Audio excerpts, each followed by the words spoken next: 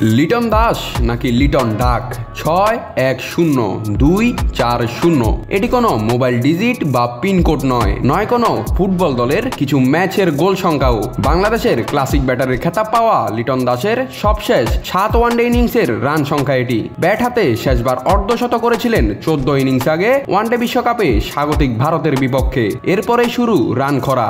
এক অঙ্কের রানের ঘরে যেন ঘুরপাক খাচ্ছে এই বাংলাদেশি ব্যাটসম্যান। চলতি বছরে 5 ওয়ানডে খেলে 3 ইনিংসে পাননি কোনো রানের দেখা। 2024 সালের একদিনের ক্রিকেটে লিটনের মোট রান সংখ্যা 6। এছাড়াও ডাকেই বছরটা শুরু এবং শেষ করেছেন তিনি। সব মিলিয়ে ওয়ানডেতে লিটনের ডাকের সংখ্যা এখন 15টি। বাংলাদেশের হয়ে সবচেয়ে বেশি ডাকের রেকর্ডটা তামিম ইকবালের দখলে। 240 ইনিংসে রেকর্ড গড়া 19টি ডাক মেরেছেন তিনি। তামিমের পরের অবস্থানেই আছে 105 ইনিংসে 18টি ডাক মারা হাবিবুল বাশারের নাম।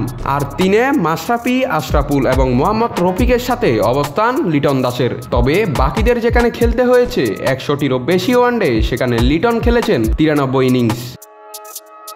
নাত রাহুল, নিউজ না স্পোর্টস।